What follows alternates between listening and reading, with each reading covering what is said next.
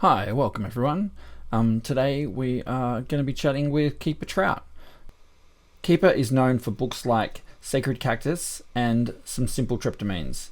In his books, he shares his knowledge on plant use, conservation, and sustainability, as well as cactus cultivation and growing tips. His work has earned him respect in the ethnobotanical community worldwide. Welcome, Keeper. I was hoping you could tell us about the entheogenic plants that had chemicals similar to LSD in them and how they were first discovered and subsequently extracted.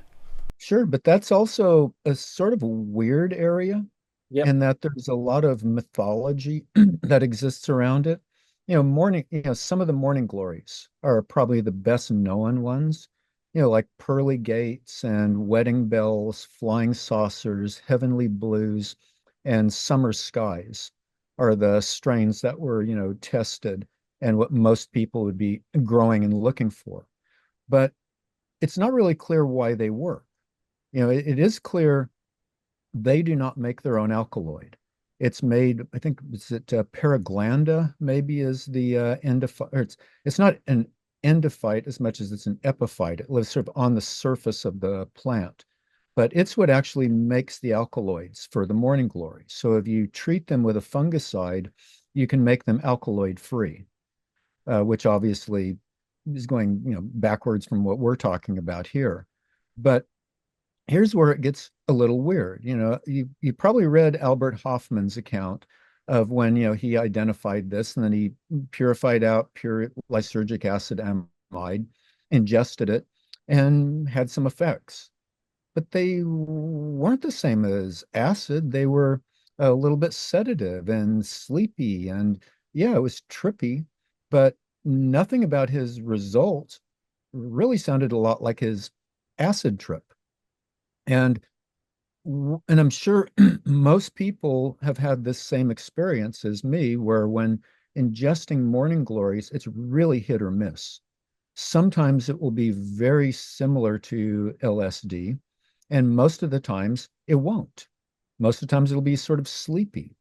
And so what a lot of people suspect, and this amazingly has not been worked out as far as, figuring out what the details are, is that it's some sort of an entourage effect where the lysergic acid amide is certainly active, but it's probably one of the minor alkaloids that are in it or not in it in some cases. That's what makes it trippy or not trippy. Now, if you take something like the baby Hawaiian wood rose, not the Hawaiian wood rose, and of course, neither one of them comes from Hawaii. And I'm not quite sure how and when they got their name, but they're both from Asia and India rather than the Hawaiian Islands. They're certainly in Hawaii now, but um, but the baby Hawaiian wood rose is very predictably active, but it also has a really strong body load. And I think that's why most people don't use those is because of the vasoconstriction and, abdominal distress that people experience, which isn't the greatest thing to be having, especially if you actually have succeeded in having a potent trip. Being really ill is not the best place to be in that state. But those are the two areas of plants that are most like acid in terms of their effectiveness, in terms of the effects that they have. And like I said, with the morning glories, it's very hit or miss, even if you grow them yourself. And so, what I suspect it is just that sometimes maybe what is it like a hydroxymethyl or one of the other um, the lysergic acid based molecules that are in there, that they're actually playing a role along with the lysergic acid amide. But like I say, this is something that, despite decades passing and lots of speculation, nobody, as far as I can tell, has ever taken the time to work this out and find out. So why is it that I could take heavenly blue morning glories and have a trip that's very similar to LSD, and then take the exact same amount and not have a trip that's similar to LSD, have something that's sort of boring with maybe some trippy edges on it, but more physical distress than anything else. And I don't have an answer for it. I just have lots of questions. I did read, I think it was in Acid Dreams, that in the 1960s, a lot of people turned to morning glory seeds, and that the sales of morning glory seeds was substantially grew due to the ethnobotanical demand. Oh yeah. And then when we were kids, as a Yep. teenager, we'd go down, we would buy every packet in the store. And if they didn't have enough, we would go to every store in town. And so they would have these like runs where, kids would come through and just wipe out all their Heavenly Blues and Pearly Gates morning glory seeds. So I would imagine that their sales skyrocketed once that was the case. Yep. Yeah. Yeah, I was reading that. I guess the underground, when the underground was like, oh, we can utilize these, they dived on them, clearly Yeah, ordering and all the they're stocks. and my understanding, and there's also, like a Mexican one, Rivia corumbosa, that's similar. I have no experience with it, but that's one of the ones they used in Mexico. And the ones that we use that used to be called Ipomoea violacea is now Ipomoea tricolor. Uh, that one is where you have heavenly blues, pearly gates, wedding bells, flying saucers, and summer skies. And all of those came out of heavenly blues. It was just like a bud mutation that somebody saw as a sport and then collected seeds from it and developed into pearly gates. And then somebody noticed one in a big field of pearly gates later that they developed into the flying saucers. And then the wedding bells were just an unusual colored, like the pearly gates. They're just an unusual colored heavenly blue somebody noticed and developed into horticulture, just like horticulturalists do. But they're all one thing. Let's turn our attention to the early underground LSD chemists. Maybe starting with the underground chemist Bear Owsley. There's a major production happening out of England, which is where Owsley got interested. And my understanding is this person couldn't do crystallization, so he was just assuming that the crap that was in it was in such small quantity that it wasn't going to hurt anybody. And that's what Owsley was familiar with. And he then got a hold of some Sandoz acid and was so amazed by the difference between them that that was what stimulated him to get interested in making it, was, wanting purity rather than just crap somebody wasn't purifying. And, so this was one thing I think that we'll probably never actually know the real story of, because we know the accounts of the big producers who got busted. Those are the stories we know. And I know for a fact there's many, many, many small producers who, would put out a batch that might just be 10 or 20 grams. And that's their entire career's production. And in many cases, it's just a chemist who was wanting to see if they could do it, just as sort of a challenge to themselves. And if they didn't get busted, we don't know them unless we know that person personally, and they're foolish enough to share that detail with us. But it's a So lot more big producers than a person thinks. And when Tim Scully's archives become available, a lot of that's going to be very well detailed. I mean, protecting people's privacy and interests, obviously. Probably the best book on this subject, even though it's not exactly narrowly on your question, is Eric Davis's book Blotter. I mean, it's that was by far the most fun book I've read on acid in many, many, many years.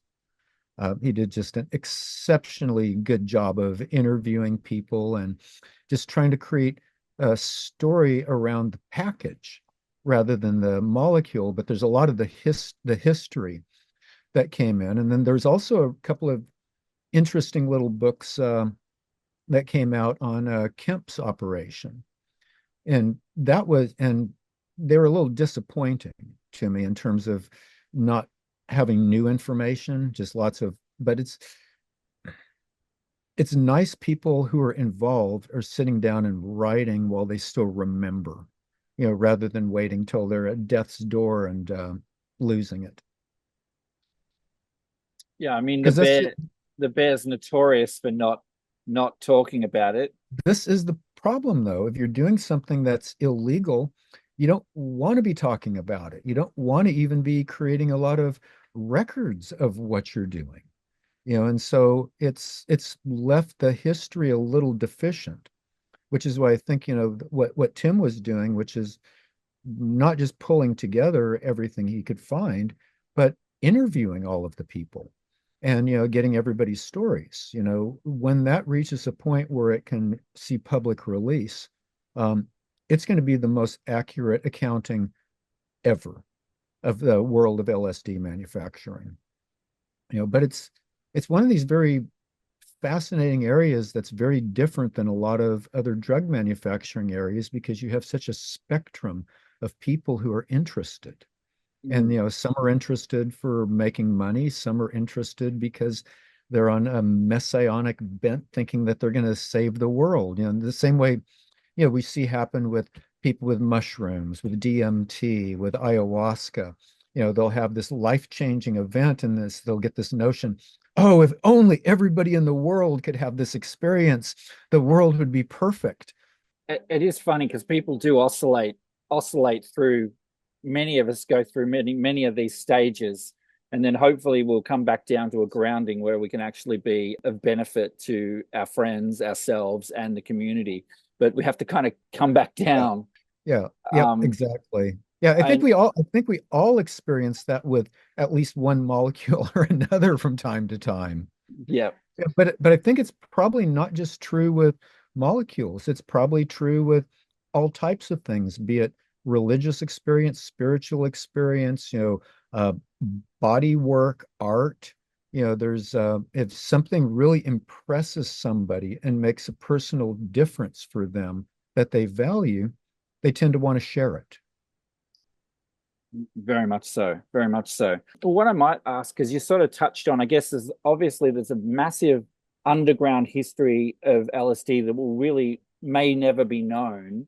But talking about a couple of the people who did get busted, do you mind just giving me a tiny bit of a timeline about a couple of those people that are well known, and about when it was, Yeah, I think Bear got busted, Owsley got busted several times, but it was largely, accidental stuff. Like the traffic stop outside Putnam, New York, where him and Melissa got busted for, I forget what exactly they had in the car with them. But it was like the Orinda bust. I'm trying to remember if that was, I want to say late 67. I could have my date wrong on that, but it's somewhere in that time period. And that's where STP was not illegal, but they still seized all of Owsley's STP along with the LSD. And of course, in the papers, the amounts they seized were all over the place. but it was, like close to a half a pound of acid and maybe a quarter pound of DOM. And of course, DOM, like I say, it was not illegal at that time, but it did not keep the law enforcement from seizing it anyway. And then Nick had run into some trouble and Tim had run into some trouble, but the big trouble they got in was with Orange Sunshine. And I'm trying to remember, I'm embarrassed to say I'm not remembering the exact date, but it's right at the beginning of the 70s. And that was what really caused, I mean, basically it got Tim sent to prison, got Nick sentenced, and then he went on the lam for, I forget, it was like 17 or 19 years before he finally got busted again up in Canada. During some, the latter part of that, he was actually still being very prolific. And this was, this is the thing I think a lot of people might not really grasp about producers of LSD is they're typically driven for what they're doing because they believe that they can help catalyze planetary change and bring about some very positive good. But at the same, and I believe there's some truth to this. But at the same time, Tim Scully made a comment that I it really stuck with me. Where he said to me that at one time in his life, he believed that LSD could confer enlightenment.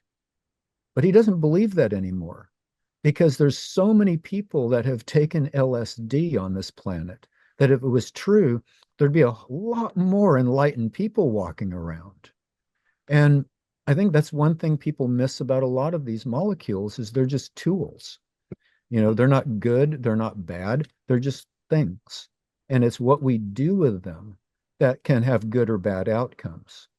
Do you mind giving us a bit of background how crisis care was evolved and maybe even mainstreamed a little more into more common medical practice with the introduction of research chemicals like DOM and STP? Yeah, sure. There's some real points of unclarity right here, as far as what had occurred. This is something I've been digging into a lot for the last several years, trying to understand. And there's a lot of evidence suggesting that more than one molecule was released on the streets, when DOM appeared, that there is some type of anticholinergic agent that also is out there, something like JB314. Sasha was apparently believing that BZ had actually hit the street at some point. And we know that by January of the following year, the BNDD, which was a precursor of DEA, like 2 steps before they became DEA, they were finding half a dozen of these molecules, that are basically used as, military war agents, or they were being evaluated for it. The only one that really seemed to, hit all the notes was BZ. And most people don't like them. And so they never became popular, except in parts of the East Coast. Apparently, JB336 and JB314 were popular enough that actually drug labs were set up creating these things. Like I say, it's mainly on the East Coast. And so if you were to combine chlorpromazine with something like that, it would accentuate the effects. It would not ameliorate them at all. And if you combine chlorpromazine with a psychedelic, it flattens it out a bit. It doesn't make it go away, but it flattens it out. And so that's why they were being used for crisis response when people were, freaking out from acid. But of course, if somebody's having, in the psychedelic community, what a lot of people believe, and I think it's really solid, if a person is having a psychedelic crisis and you shut that person down, they don't get to deal with that crisis.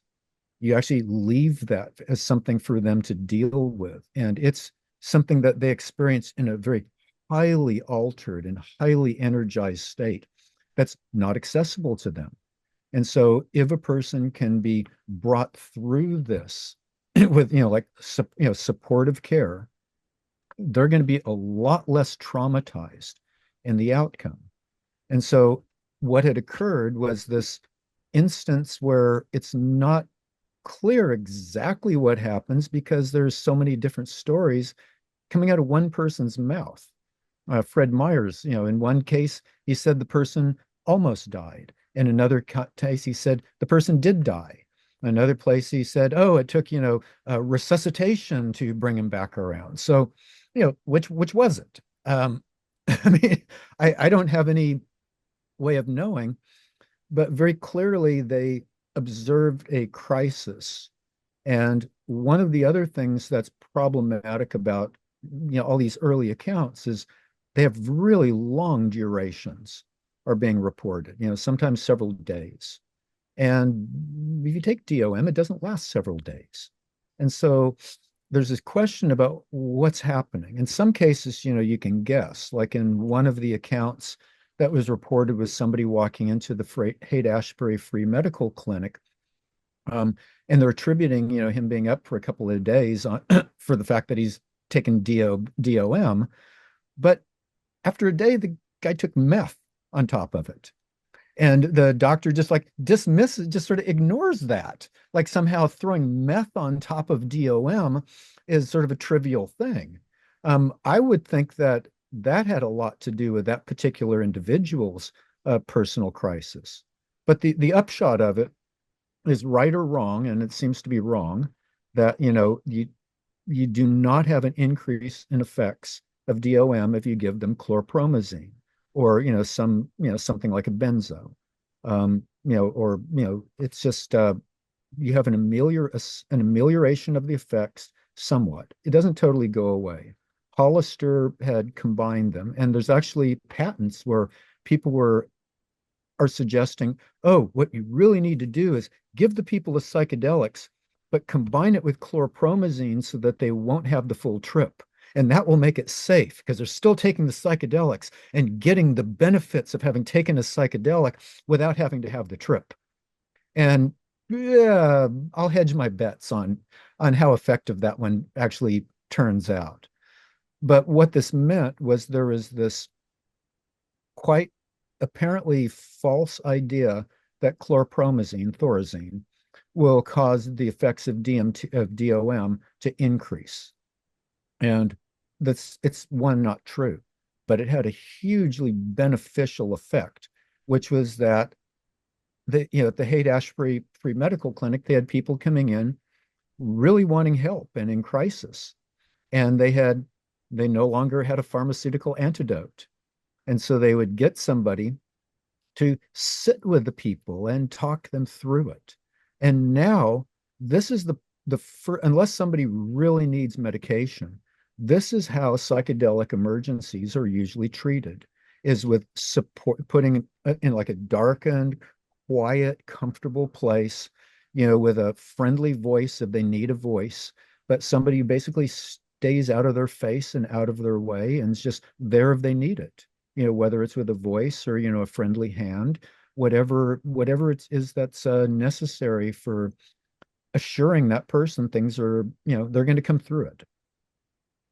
And I think that's probably the most valuable thing that came out of STP reaching the streets, was this shift in crisis response by medical professionals.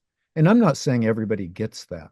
There's still plenty of instances where, kids will come into an ER, because their parents have found they've been eating mushrooms, and the doctor will say, oh, we've got to pump their stomach. And of course, by that point, there's nothing in their stomach to pump out. The only thing that, they're achieving is traumatizing that person, which seems to be the reason for pumping their stomach, is to traumatize them while they're in an altered state and maybe convince them not to do it again. Because there's no way that any competent doctor isn't going to be aware that there's not going to be anything in their stomach to pump out that's going to change their condition. It's just going to be unpleasant for them. It's just, but that's a huge positive shift as far as crisis response goes. Because you don't always know, what's happening with the person. It's they may not know. It's like if somebody's taken a drug, it may or may not be the drug they thought they took. Especially with things like NBOME around now. There actually can be problematic situations that come up. And yeah, I don't know. I think that's the best thing that came out of it, was just better crisis response in a way that's actually helpful to the person. Because shutting it down is not the way to go. It's widely known now that in the 50s and 60s, the intelligence agencies and the US government and the army were testing out psychedelic chemicals and psychedelic plants on people as a truth serum and as they developed incapacitants as weapons. I was hoping you could speak a little bit to that history now. I don't know that we have the facts we need in that area.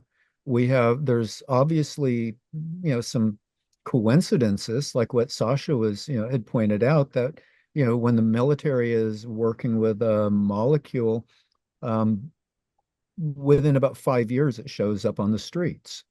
And that was true with, the ones you're talking about. It was also apparently true with PCP, where they abandoned their interest and then suddenly PCP is a street drug, for better or worse. And of course, it's as a drug goes, it's not as evil and horrible as a lot of people think. It should be put in the same category as ketamine. Um, to each their own. I have some distrust issues around dissociatives, um, just because of what I've seen happen with people. But there was this big push in the 1950s to come up with chemical warfare agents. And a lot of people don't understand how big and broad this was. It involved hundreds of institutions in the United States, major uh, teaching medical universities, major hospitals like the VA, universities with research departments, places like Johns Hopkins University. Um, all of these people were engaged in this Cold War research trying to find chemical weapons because they were convinced that, the Russians already had them, so we needed to have them.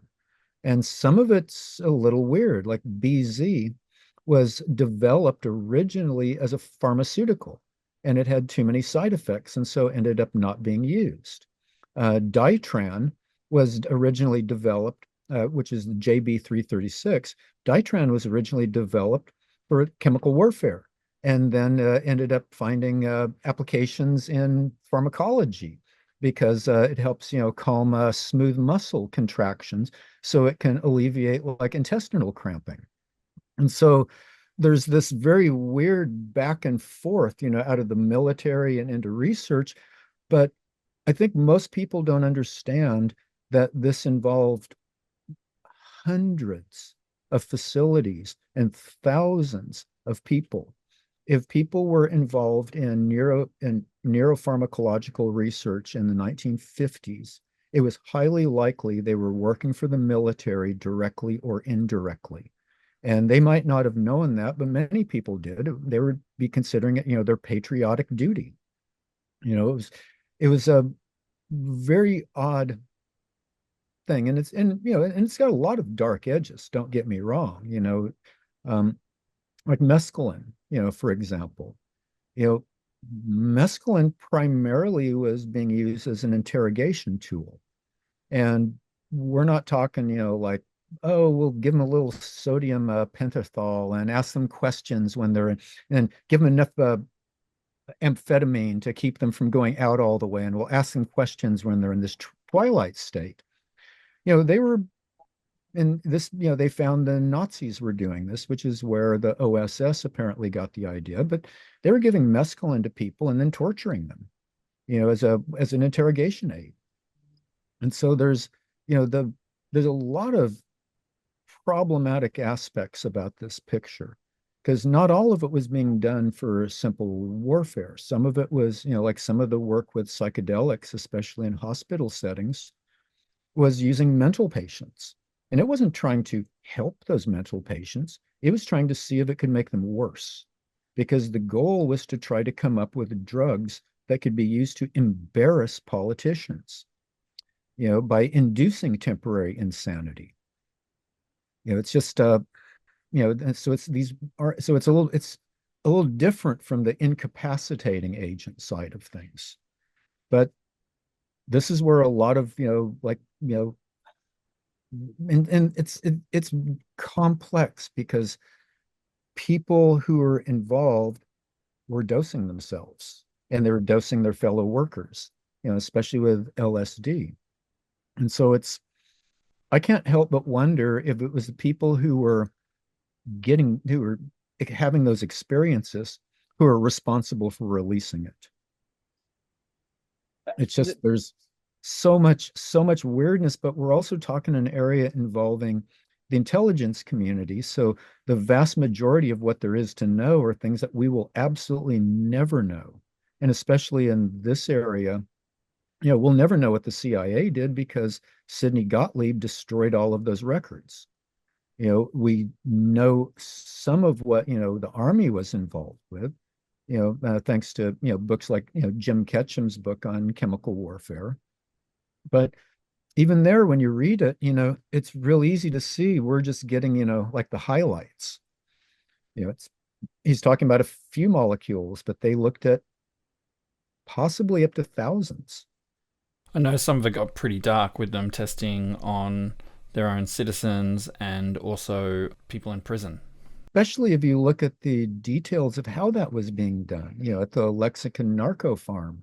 These are people who are basically incarcerated for being junkies or cocaine users. And in exchange for them agreeing to test mind drugs, they were paid with their drug of choice. So they're in there for drug rehab, being paid with heroin, if that's what they wanted, in exchange for testing other molecules. There's a serious lack of ethics in that picture. And there's just no other way to look at it, is there's a lack of ethics when you're dealing with an incarcerated person who's basically under duress to begin with. And then you're supposedly, they're incarcerated because they're using a molecule, but you're willing to give them that molecule. I don't really have words even to wrap around that picture. But it's one of the challenges in this is it's real easy for people, if they're thinking that they're accomplishing something good, or they're working for national security, or some other thing that they deem to be in the public's higher good interests, or in the public's best interests. It's easy for them to overlook things. Like if you read the first neuropsychopharmacology conference, Josiah Macy, and this was I think 55 was when this came out. Amadeo Morazzi was the editor of it. But you're hearing Paul Hoke talk about, his experiences, and he's saying, well, some people think mescaline, has an active metabolite, and because it takes so long for it to develop its full effects.